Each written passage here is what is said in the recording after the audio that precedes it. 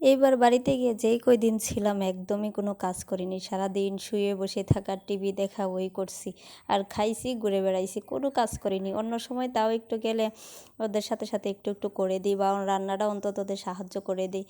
তো অনেক দিন থাকার পরে একদিন পোলাও আর গরুর মাংস একটু আমি নিজের হাতে রান্না করলাম। তাও আমার ছোটো বোনের সাথে সাথে সাহায্য করছে, ও করছে সব। এমনিতে আমার ছোটো বোনই ডেলি রান্না করে, তো আমি ভাবলাম যে আজকের রান্নাটা আমি করে দিই।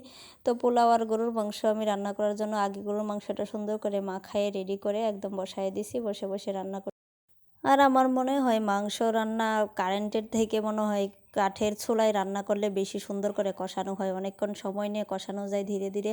তো আমি আস্তে আস্তে করে অনেকক্ষণ সময় নিয়ে কষাইতেছিলাম, কারণ গরুর মাংস বা যে কোনো মাংসই হোক বেশি কষালে ভালো লাগে বেশি। তো আমি প্রায় অনেকক্ষণ সময় নিয়ে বসে বসে কষাইতেছিলাম, যেন কষানোতেই ভালো করে সিদ্ধ হয়ে যায় আর টেস্টটাও একটু অন্যরকম হয়। বিয়ের আগে আমি অনেক রান্না করছি, আব্বু আম্মুরও সবসময় এটা ওটা রেসিপি করে খাওয়াইছি বা ডেইলি রান্নাও করছি তখন। কিন্তু এখন বাড়ি গেলে আর সেরকম রান্না করাই হয় না, কিন্তু বাড়ির সবাই আমার হাতের রান্না অনেক বেশি পছন্দ করে। আমার বোনেরা, আব্বু আম্মু বা আমার আত্মীয় স্বজন যারা আছে সবাই আমার রান্না পছন্দ করে। কিন্তু আমার বিয়ে হয়েছে সম্পূর্ণ অন্য একটা বিভাগে, এখানে পুরো রান্নার স্টাইলই একদম অন্যরকম। সব রান্না আমি এখানে এসে নতুন করে শিখছি, এখনও শিখতেছি, এখনও অনেক রান্না ঠিক মতো হয় না, তবু করার চেষ্টা করি। তো আমি অনেকক্ষণ সময় নিয়ে গরুর মাংস সুন্দর করে কষিয়ে নিলাম, তারপরে আলু দিয়ে দিলাম। আলু ছাড়া তো মাংস রান্না হবেই না, আলু আমি দেবই সব সময়। তো অনেকগুলোই আলু দিয়ে দিলাম, আলু দিয়ে আরও কিছুক্ষণ কষিয়ে নেব সুন্দর করে।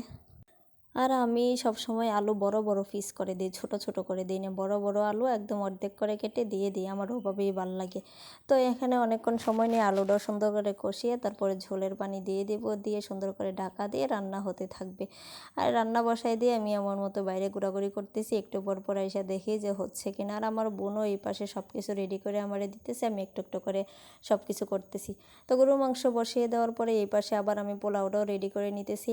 আগে পেঁয়াজ, গরম মশলা তেলের মধ্যে সব কিছু সুন্দর করে দিয়ে কিছুক্ষণ ভেজে নেব। কিছুক্ষণ ভেজে নেওয়ার পর এখানে ধুয়ে রাখা চালটাও দিয়ে দেবো। পোলাও চাল দিয়ে অনেকক্ষণ ভালো করে ভেজে নিলে তাহলে পোলাওটা ঝরঝরে হয়, সুন্দর হয়, ভালো লাগে বেশ খেতে। তো আমি এখানে বেশ অনেকক্ষণ সময় নিয়ে পোলাওর চালটাও ভেজে নিলাম। আর পোলাওর সাথে মাংস খেতে খুব ভালোই লাগে। আমার ছোটো বোনও খুব বেশি পছন্দ করে পোলাও খেতে, এজন্য প্রায় সময় পোলাও রান্না করা হয় বাড়িতে। তো অনেকক্ষণ চালটা কষিয়ে নেওয়ার পর পানি দিয়ে দিলাম, পানি দিয়ে ভালো করে নেড়ে ছেড়ে সব কিছু একসাথে মিশিয়ে দিয়ে ঢাকনা দিয়ে দেবো। এই পাশে আবার একটু পর পরে মাংসটাও খুলে দেখতেছি যে কী অবস্থা, একটু নেড়ে ছেড়ে দিতেছি, দেখতেছি যে সিদ্ধ হয়েছে কিনা। ঝোলটা কিছুটা কমিয়ে নিয়ে তারপরে নামিয়ে নিলেই হবে। তো আবার আমি পোলাওর মধ্যে কিছুটা কাঁচামরিচও দিয়ে দিলাম সুন্দর করে ফ্লেভারের জন্য, কাঁচামরিচ দিয়ে আবার ঢেকে দেবো। আমার পোলাও রান্না প্রায় শেষ, এবার উপর দিয়ে একটু ঘি ছড়িয়ে দিয়ে একদম এখন ভাপে রেখে দেবো, একদম আগুনের তাপ সবটা কমিয়ে। আমার পোলাও একদম রেডি, আর এদিকে মাংসও রেডি, সব কিছু নামিয়ে নিলাম। মাংসটা কালারটাই দেখতে খুব সুন্দর হয়েছে, খেতেও ভালো ছিল। তো আমার মাংসও রেডি, পোলাও রেডি, এবার আমরা সবাই মিলে গরম গরম খেয়ে নেব। পোলাও মাংস এগুলো গরম গরম খেতেই বেশি ভালো লাগে। আমার সব কিছু একদম রেডি। গরম কড়াইয়ে হাত দিয়ে একবার ছেঁকে গেলাম, পরে আবার আমি আমার ওড়না দিয়ে ঢাকনা করলাম, এই তো।